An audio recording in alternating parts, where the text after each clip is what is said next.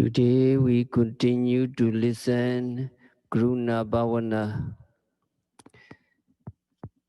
Makarunikon natohitaya sabapaninam puritva parami sabba pato sambodhi muktamam. The Lord Buddha, who is possessed of great compassion, fulfilled all the perfections for the benefits of all beings and reached the highest state as the fully enlightened one. By this utterance of truth, may there always be happiness for you.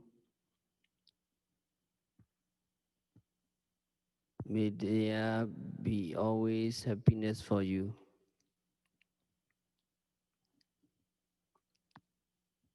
There are 7 arrows: Raga, Dosa, Moha, Mana, Deti, Vijigajja, and Docharita. Raga, lust, Dosa, anger, Moha, delusion, Mana, conceit, Deti, wrong view, Vijigajja, skeptical doubt, and Docharita, evil deeds.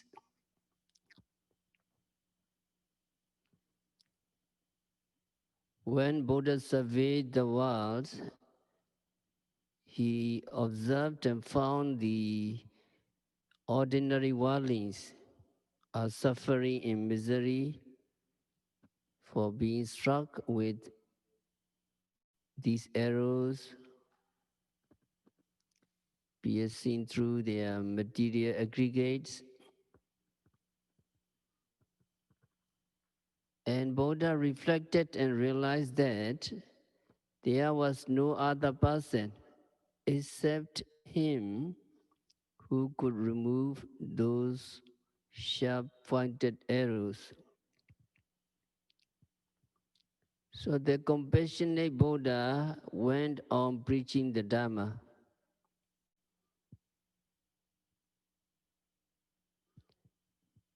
There is not any other single person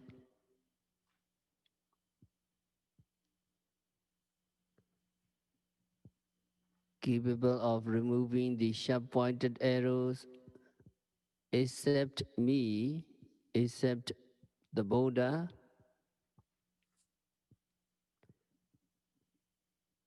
See in this way,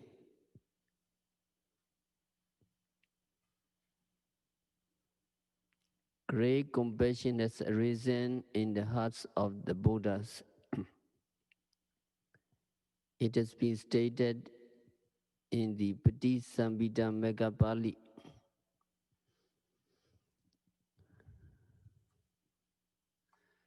Buddha's compassion towards all beings is equally balanced without distinction, irrespective of whether a person is intimate or unfamiliar.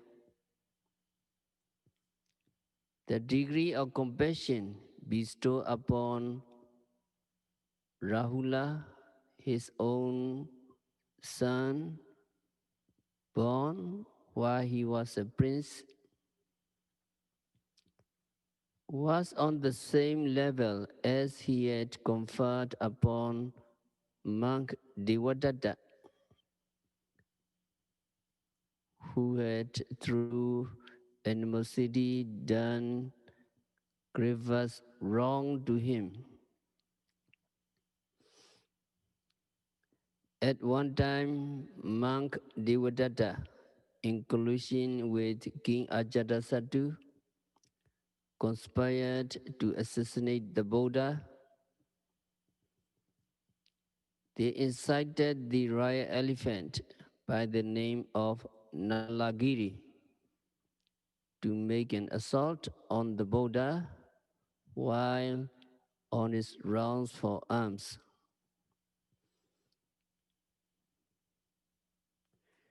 This Nalagiri elephant has a ferocious tendency and trample to death all person whom it met on its way. As instructed by monk Devadatta, the Mahouts fed this great Nalagiri elephant with liquor profusely and released the big animal along the road where Buddha was to seek alms.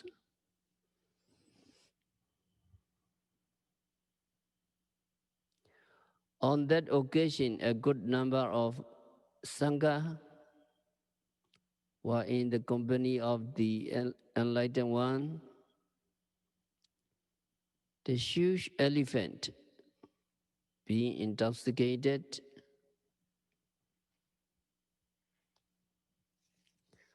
rushed forward to attack the Buddha.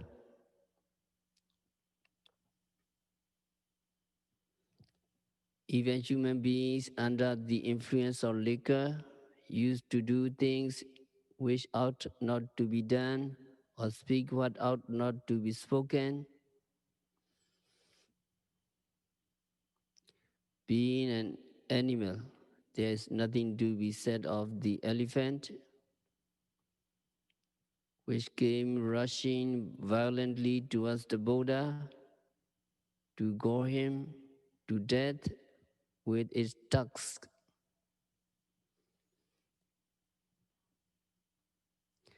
Seeing this terrible state of affairs, the members of the Sangha,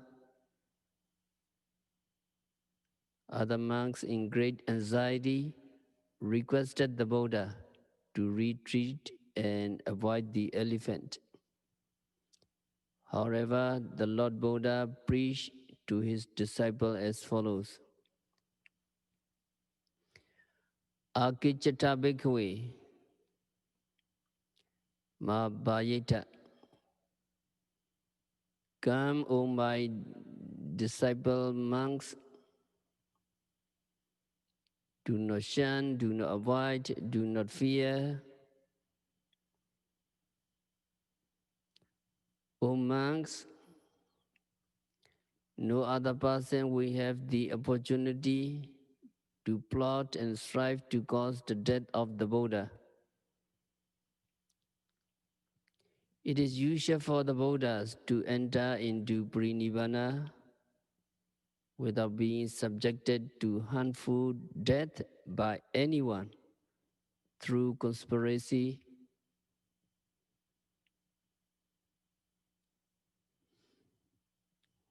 Nevertheless, the disciple of the Sangha pleaded 3 times repeatedly. However, the Buddha remained firm and gave his reply as stated in this way 3 times in succession.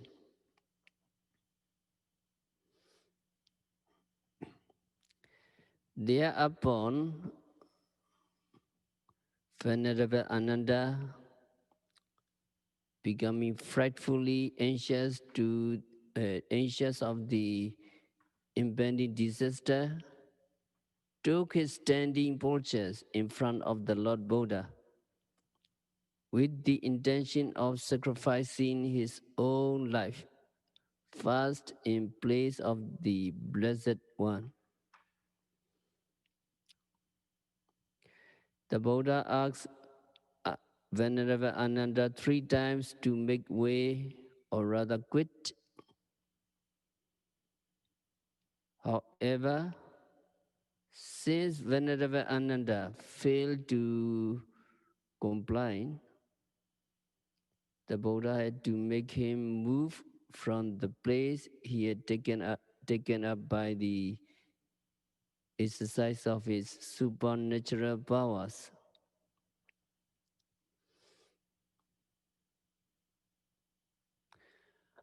After having removed the Venerable Ananda, Buddha radiated his metta loving kindness towards Nalagiri elephant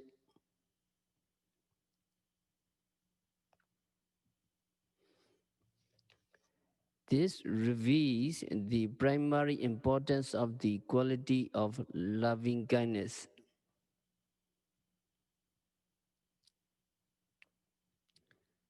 Feeling of pity that has arisen can also be regarded as developing a supplement, just as radiating with Karuna, great compassion.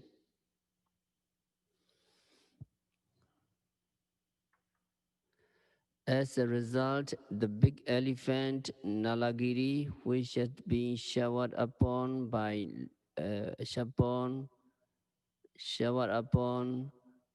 with loving kindness and compassion by the Buddha,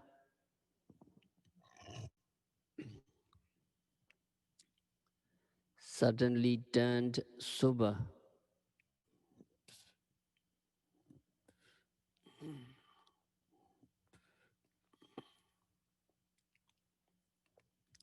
His mind became mild and gentle. Faith and reverence in the Buddha occurred in Nalagiri elephant. The huge creature then respectfully approached the Buddha, dropped its trunk from its vertical position, and then squatted at the feet of the Blessed One. Thereupon, the Buddha, after caressing the elephant Nalagiri,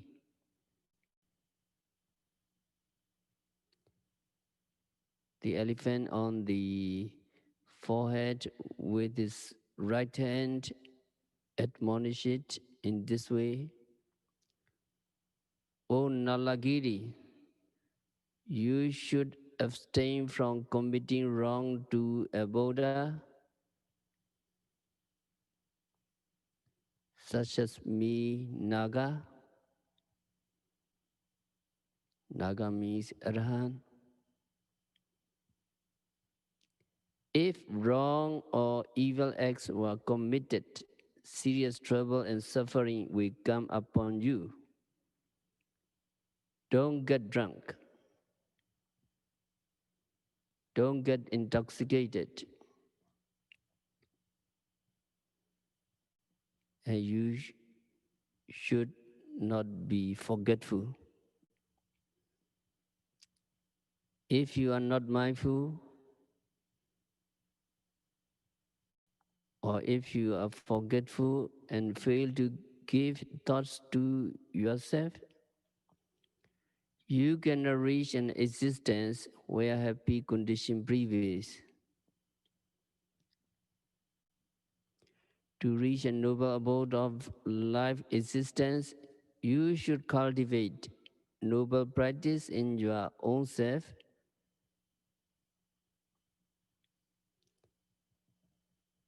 and you should think on your own in a virtuous way.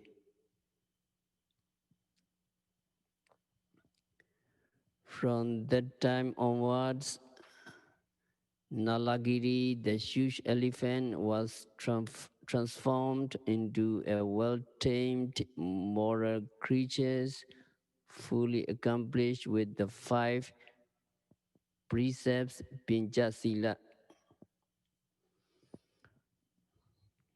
In the past, he used to trample down people to death. After that, he abstained from killing others. He did not get drunk. There is a manner in which the Lord Buddha had given his admonishment to the big unruly elephant, which has once attempted to make a fatal attack on him. By radiating a benevolent spirit of loving kindness and great compassion, with an equally balanced degree of love, pity, and compassion, as he had bestowed upon his own son Rahula.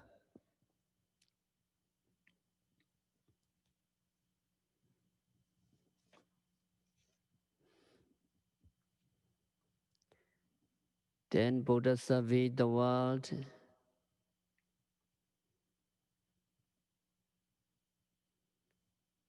and he saw beings are covered and caught in the net.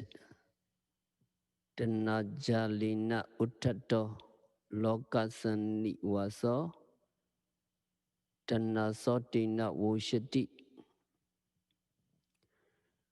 All beings are covered and caught in the net of Dana craving, and they are drifting along the midstreams of Dana. See in this way towards all beings, great compassion with pity has arisen in the hearts of the Buddhas.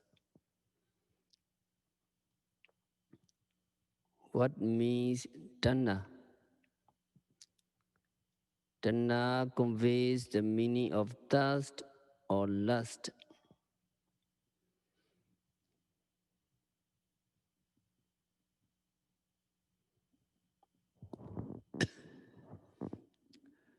Being desirous of seeing and enjoying the pleasure of sight and becoming pleasurable with attachment without contented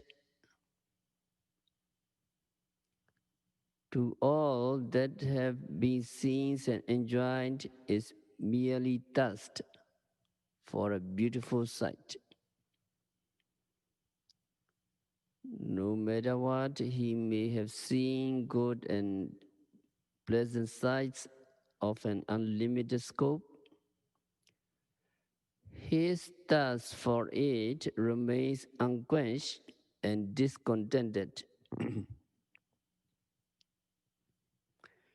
In the same way, getting unsatisfied with what is heard in respect of good and pleasant sound as desired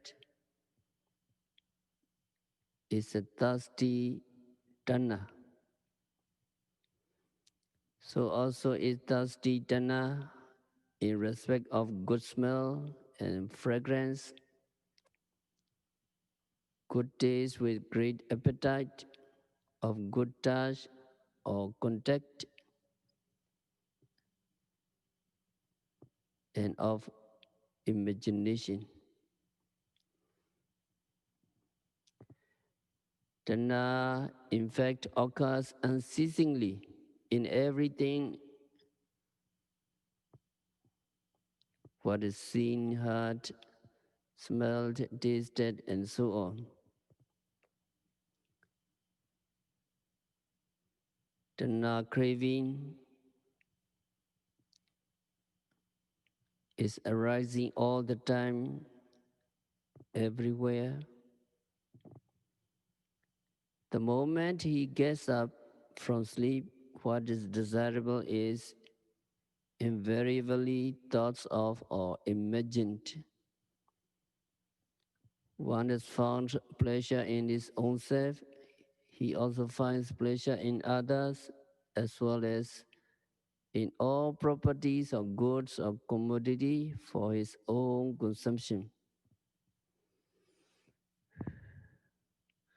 Because of this pleasurable attachment with the thirst of Tanha, he has continuous rebirth, one existence after another.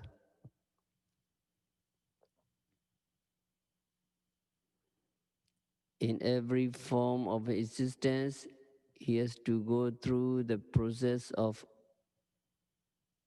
old age or decay, disease, and death.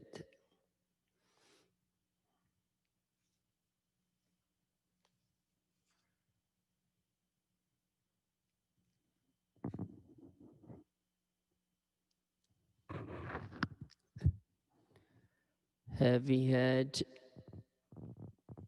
to seek what is needed or desirable, suffering and misery take place.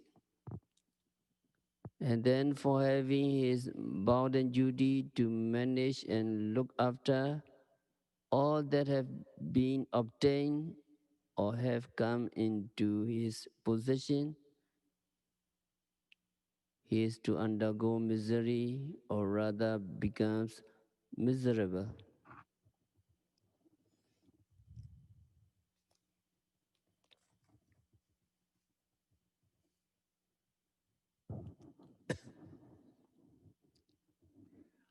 All these miseries are due to tanha, which is always in thirst, that grows like a creeper. He is unable to overcome this tanha from which he cannot get away. So this tanha is similar to a big net that is spread over all beings. Animals which are caught in a net cannot escape. Death is hanging over their heads. Much in the same way, beings who are trapped in the net of tanha cannot take to flight elsewhere.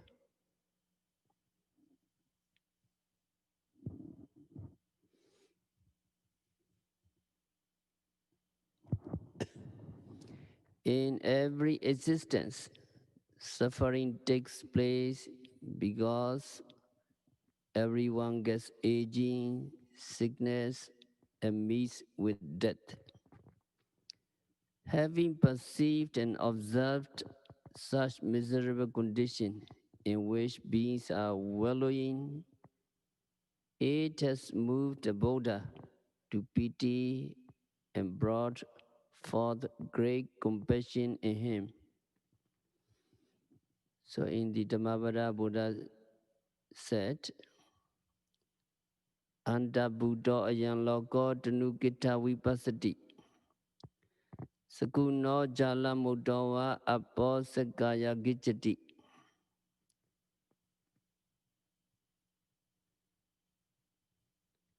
That means blind is this world. There are only few that can see clearly.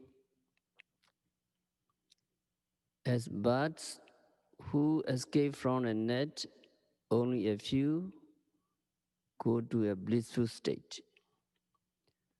So it is from Dhammavada. Can you follow me? Blind is this world. Blind is this world. There are only few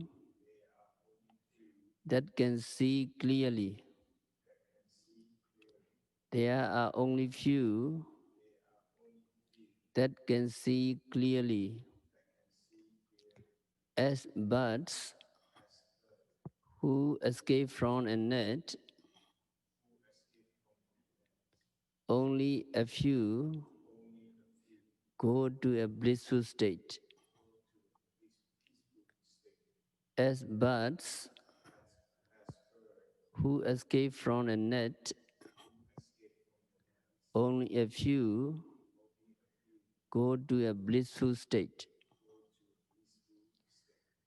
So what Buddha said the world is blind. Why they blind? Because most people are not intelligent. Most people do not possess wisdom. So this world is blind. There are only a few that see things clearly. Why? That means few people practice vipassana meditation. Few people practice vipassana meditation, and few people see the true nature of things. So those people are very few. And those who are reborn in the celestial realms and who reach nirvana, cessation of suffering, are very few. Just a few of birds that escape after being caught in a net by a hunter. So in the Dhammapada, you can, Buddha said. And moreover, a person who is drifting in the midstreams will be carried by the current of water. It is likely that he will be soon drowned. In like manner, beings are compelled to oblige and follow as caused by Dana. So they are landing in the four woeful states for having done immoral acts.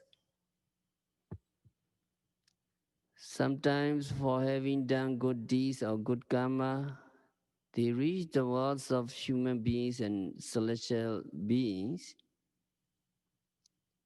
Even in these existences of human beings and celestial beings, they have to suffer the miseries of aging, sickness, and death. So Buddha had his great compassion towards beings who have been suffering and drifting with the tide of Tanna.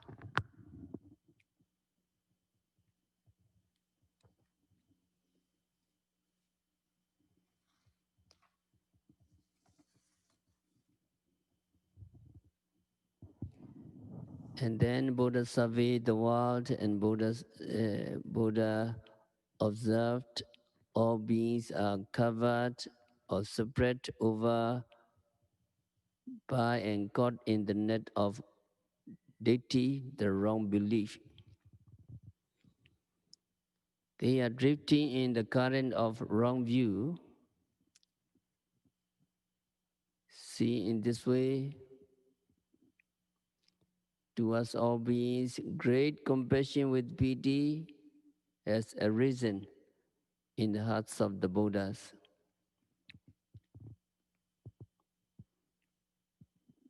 What means deity? Deity means heretical view, erroneous belief, and wrong conception. To think with loving attachment,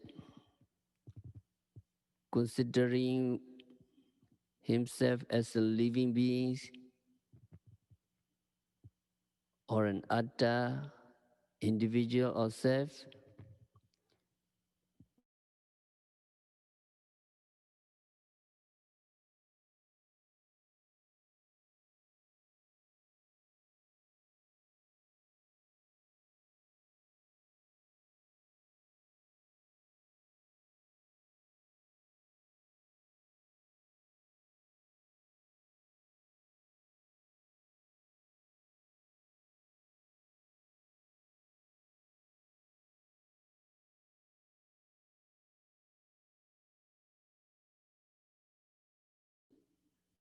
self-illusion. Sakaya means an aggregate of rupas and namas, mind and matter, which obviously exists in the so-called body. To think of these aggregates of rupa and namas, mind and matter, as a living beings or an atta, beings or I or self, is nothing but deity, wrong view. It is known as self-illusion because of an erroneous conception or false belief in the aggregates of mind and matter.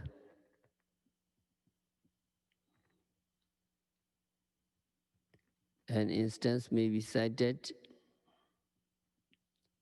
For example, at the moment when seeing takes place, what you capture the eye. Eye sensitivity is this rupa. That eye sensitivity is obviously exists. The eye sensitivity and the sight object that is seen are also rupa. The knowing mind which sees is nama, mind. Only these two, rupa and nama, mind and matter, are obviously present.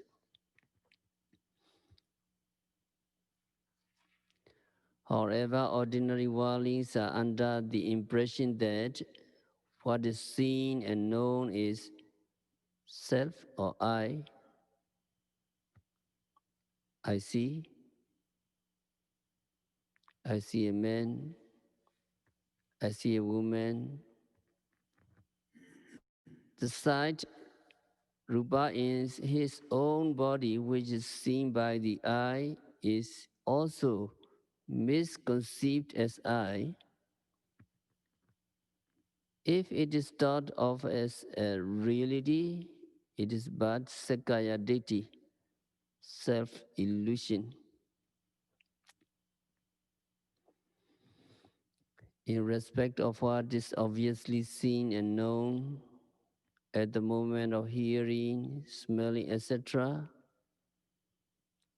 if it is imagined or thought of as I or self, it amounts to holding the view of Sakaya Deity, self illusion.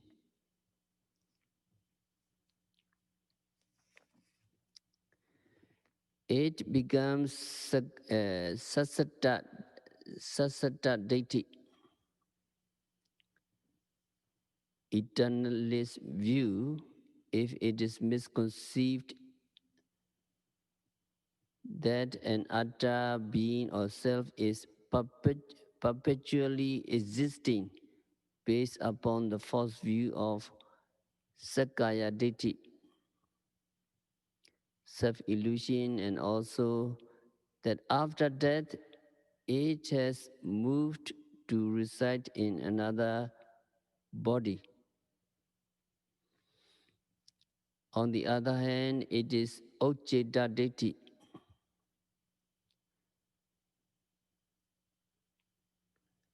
a nihilist view.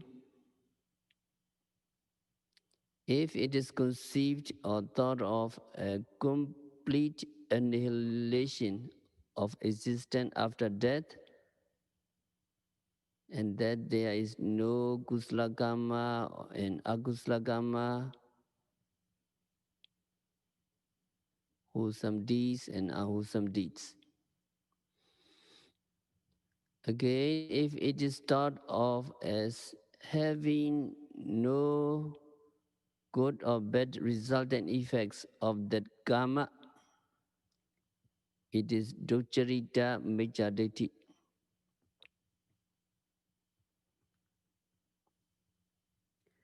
The person who holds a false view of Ocheta deity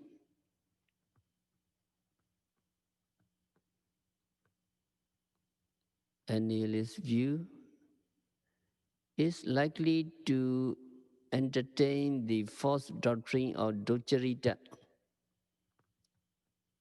evil deeds. This docharita mejadeti is extremely faulty and highly blameworthy. If this mejadeti, wrong views, is entertained, committing of vices and doing demeritorious acts will not be avoided.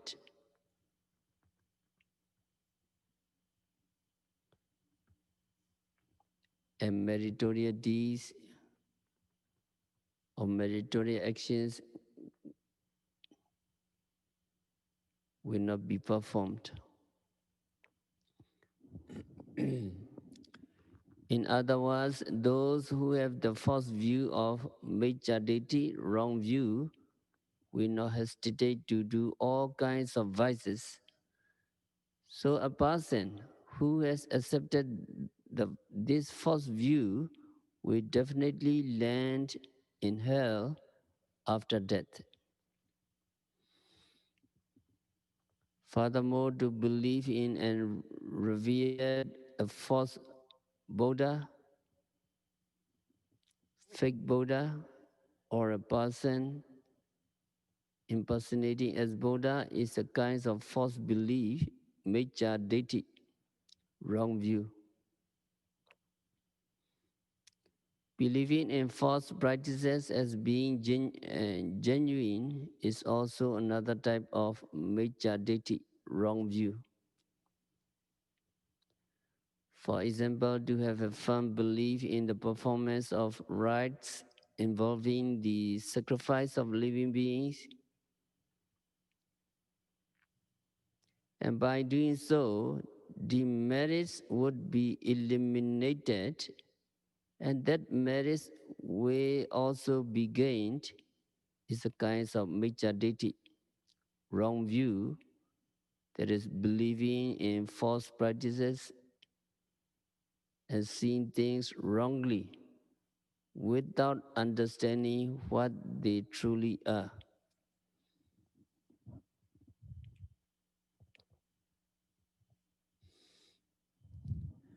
Prior to the appearance of the Buddhas, although Buddha has appeared, those people who have not heard the truth of the Dharma and those who misunderstood the truth of the preaching would readily accept and adhere to any one of the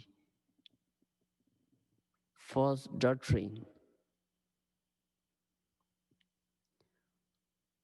All over the world, the majority of the people have accepted and believed such false doctrines.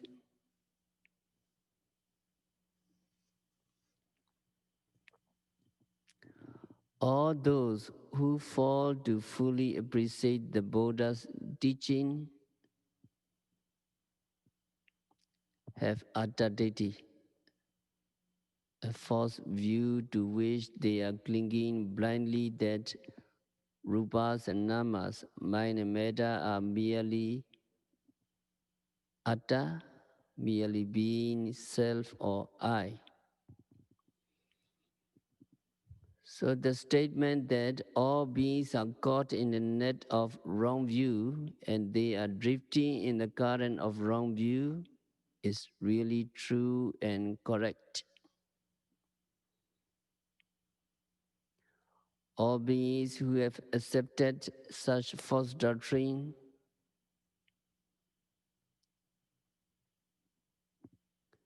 as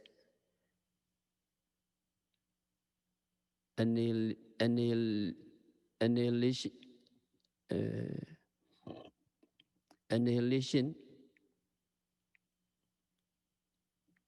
and doctrina wrong view are likely to land in the four woeful states. However, in the case of those who adhere, who believe, who have the belief of sassata, eternalism, there is likelihood of their gaining wholesome karma, wholesome deeds, by lending help to others, fellow beings, and by getting rid of some demerits to a reasonable extent, in as much as they have a belief in the propriety of what ought to be done or not, expecting to gain benefits and happiness in the life hereafter. For such good actions or wholesome karma, there is still hope for them to reach good and noble existences after death.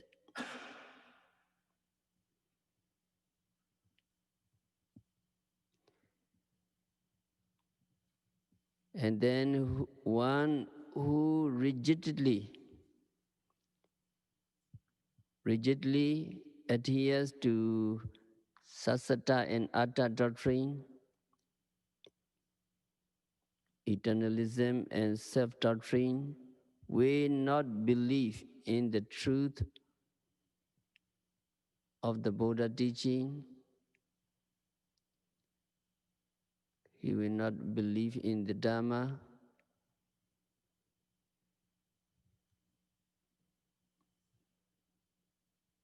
Which says there is no such thing as atta, but only a continuing process of rupa and nama, mind and body according to their phenomenal nature.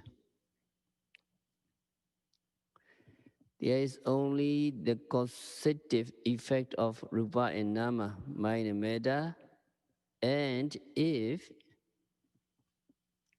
clinging attachment is eradicated by indulging in the practice of vipassana meditation so as to extinguish mental defilements, which is the cause, the suffering effect of the continuum of mind and body totally ceases and becomes extinct. Such being the case, they will be passing through a succession of births in samsara and then continually suffer the misery of aging, sickness, and death because of continued existences.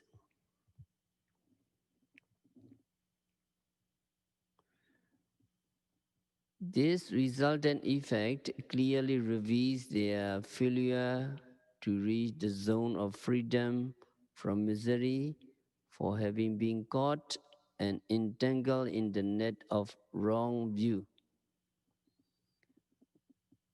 So, for being drifted in the current of wrong view deity, they are suffering the misery of samsara without a break. The current of tanha, current of craving, is generally flowing into the realms of four woeful states. So all those beings who are not yet liberated from the bonds of tanha and deity, craving and wrong views are immensely suffering after descending to the four woeful states. Having clearly perceived this miserable condition of life, Buddha was moved to have compassion towards all living beings, emulating the example as shown by the Buddha or the yogis or the practitioner.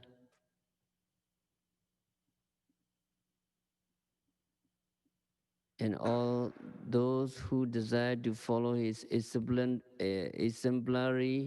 conduct can also try to develop Karuna, compassion.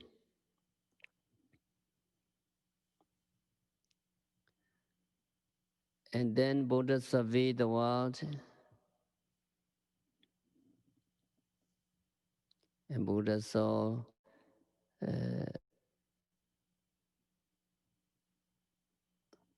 fire, 11 fire.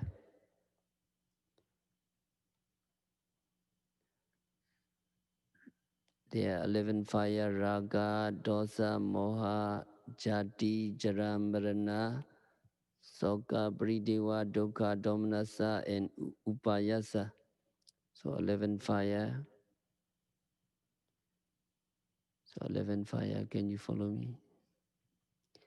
Raga, dosa, moha, jati, jara, marana, soka, bridewa, dukkha, domanassa,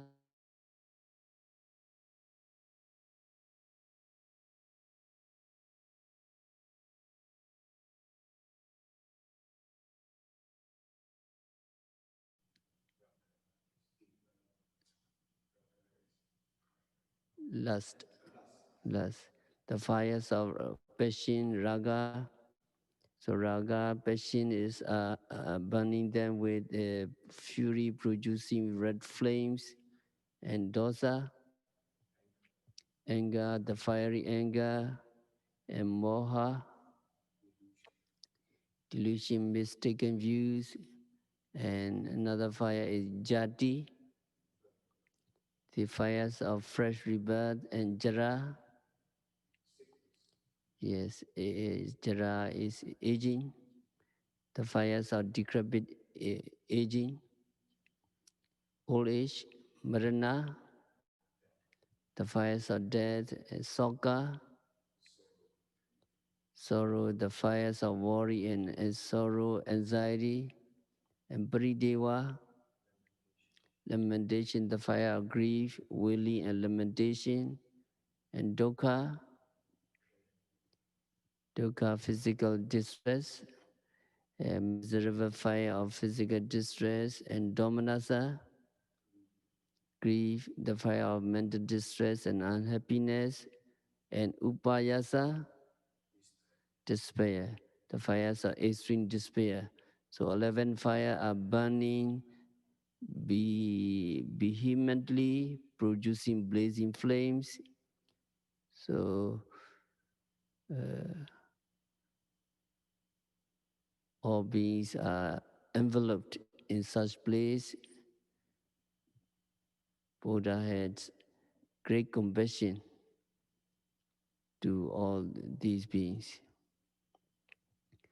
So all beings are badly burned and consumed by these 11 agis, fires.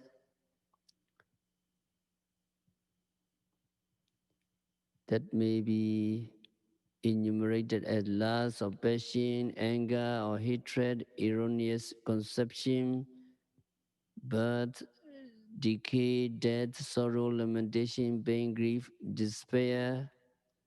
11. Among these, the fires of raga, passion, are those that are prone to pleasurable attachment. What is called tanna and lobha are also raga, passionate desires.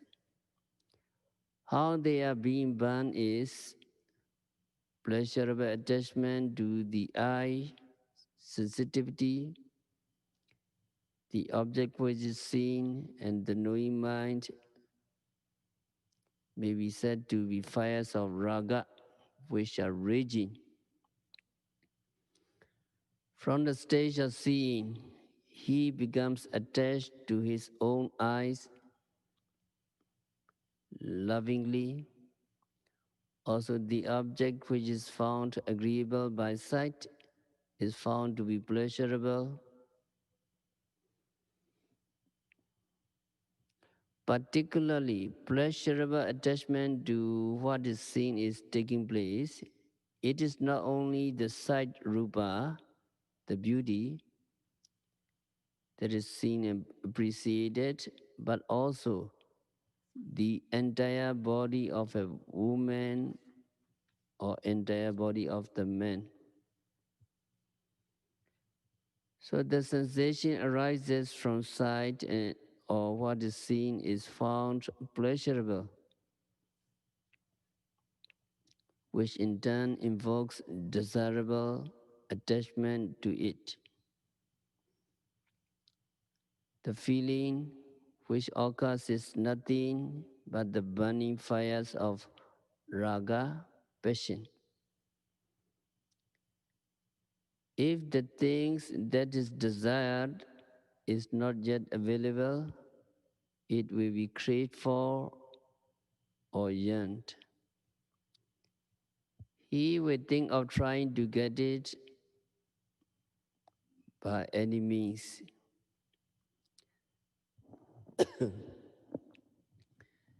Sometimes burning desire may occur to the extent of having a reaction in losing one's own appetite to eat and of suffering from insomnia. He may also be planning to keep intact things which have been acquired. The arising of this pleasurable desire is the burning raga, vehement passion. However, ordinary people think of the burning sensation of passion as being pretty good. So they are always eagerly making efforts to enjoy such sensual pleasures with attachment, whether in the matter of family affairs or business affairs or affairs relating to human relations. They are constantly worried. They may even probably think it is enjoyable to be worrying in this way.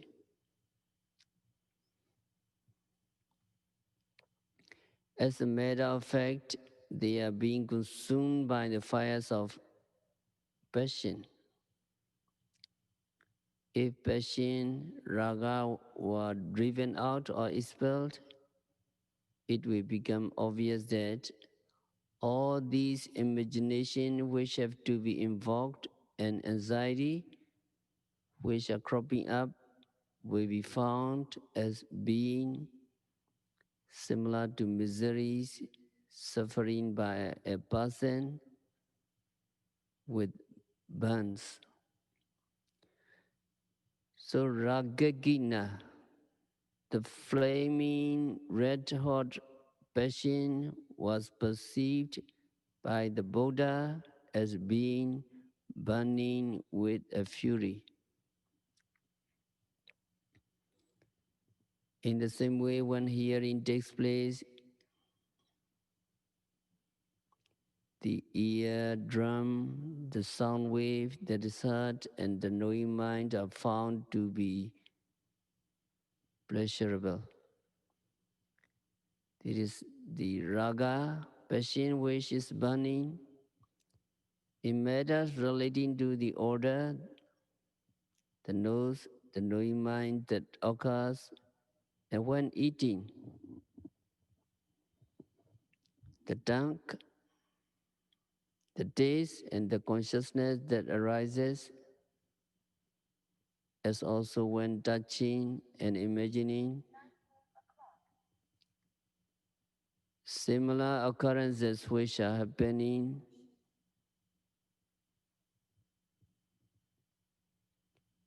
are subjected to burns. Briefly put, pleasurable attachment to all sensations which arise obviously at every moment of seeing, hearing, contacting, touching, and knowing are nothing but the fire of raga, fire of passion that are burning. The flames of raga passions are raging furiously, depending upon those that have arisen from the six sense doors. It is like inflammable materials such as firewood and kerosene that easily catch fire. The more the material is highly combustible, highly easily burnt, the more the fire becomes vehement. The fire becomes great.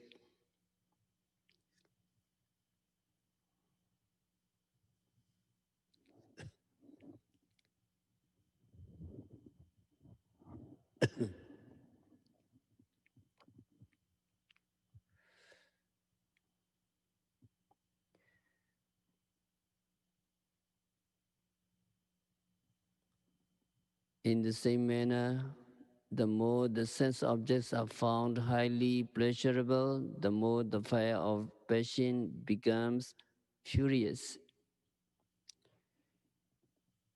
In the same way, the fires of anger are burning. It is more obvious when the mind becomes miserable with burning sensation as he gets angry. The man in anger, however, may feel pleased with the anger that has arisen in him. As regards moha delusion, it is difficult to understand.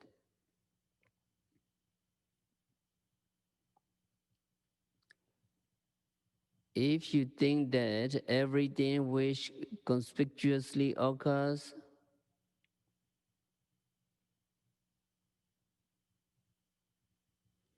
starting from what is seen and heard is permanent, you think that they are permanent, they are everlasting, good and pleasurable, and you think that every such thing is atta or self, it is simply moha delusion. In short, what is wrongly conceived is moha, wrongly conceived. Erroneous understanding or misconception which cover the truth of the knowledge of impermanent suffering and non-self in respect of all phenomena occurrences that arise from the six sense doors is to be regarded as moha, delusion in flames.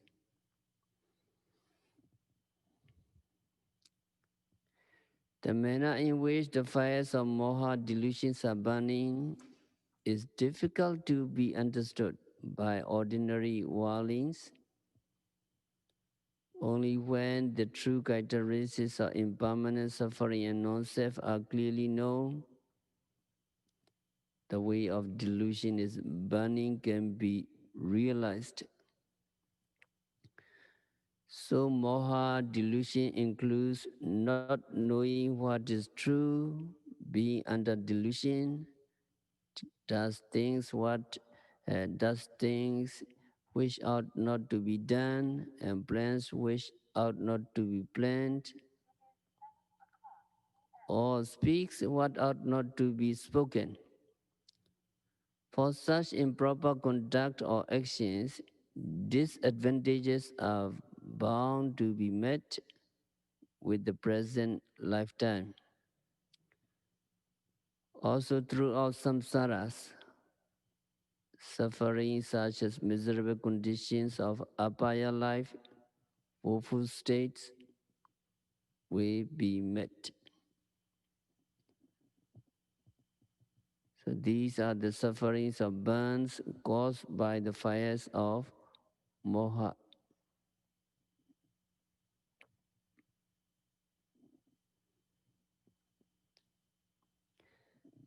So three kinds of fires: raga, dosa, moha, passion, anger, and delusion. Just now stated are the fires of akusala, kilesa, defilements. Then comes the fires of jati, rebirth, etc., which are in fact the fires of samsaric miseries. There are 8 of these.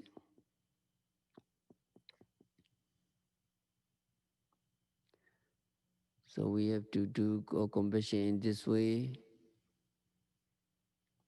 Living beings are pierced by the arrows of passion, etc. They are also caught in the nets of wrong view and craving. They are drifting in the current in the midstreams of wrong view and craving, and they are burnt by the fires of passion, etc. May all those pitiable living beings be liberated from misery. May all those pitiable beings be liberated from misery. So we have to do Karuna compassion, Karuna Bhavana in this way. So we have to stop our discourse for today. By practicing Metta Bhavana, Karuna Bhavana, loving kindness and compassion, by practicing Vipassana meditation, by noting, rising, falling, sitting, touching, seeing, hearing, smelling, tasting, touching, etc., continuously and meticulously, may all yogis be liberated from all suffering. May all yogis realize the real peace in the very near future.